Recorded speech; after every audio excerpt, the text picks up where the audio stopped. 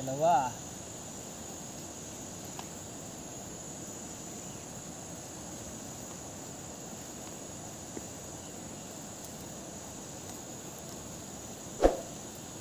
Tatlo.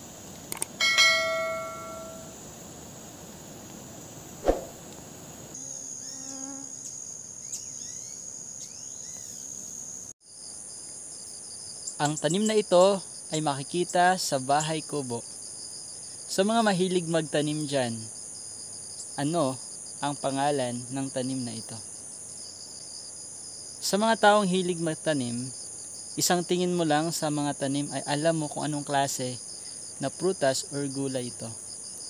Bahay kubo, kahit munti, ang halaman doon ay sari-sari. Singkamas. Ito, meron tong buto. Malapit na siyang maging brown, mga ka-Fan Amazing.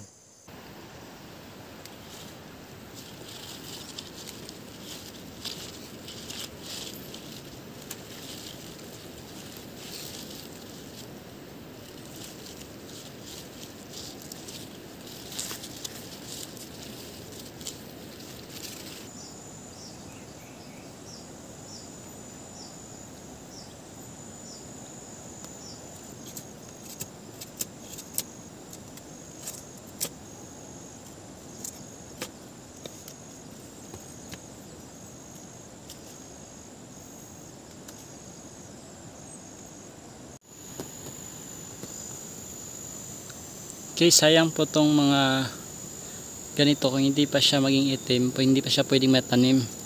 Ang ginawa natin dito mga ka-Fan Amazing sa singkamas, kung napapansin niyo, meron tong dalawang malalaking mga ugat.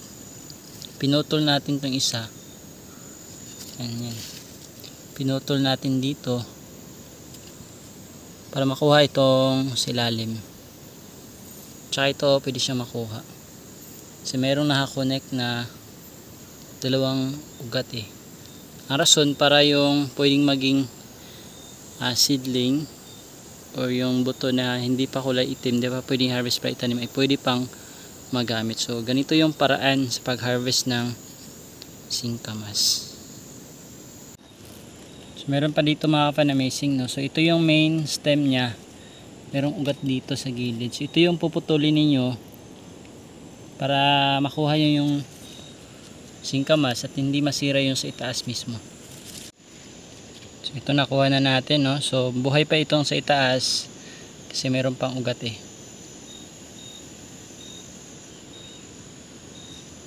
Ganito yung pag-harvest kung gusto niyo ma-preserve yung sa itaas ng singkamas.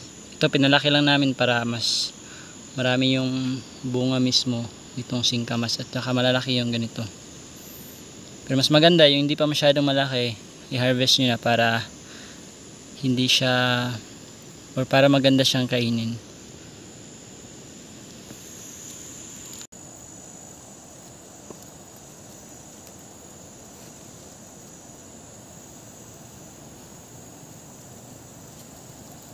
So ganun lang mga ka-Fan Amazing mag-harvest ng singkamas na ma-preserve nyo itong bunga tsaka yung kanya mismong katawan sa itaas, kasi sayang din yung mga seeds eh kung ganito, kasi mamamatay siya kung hindi siya nakuha ng sakto na paraan.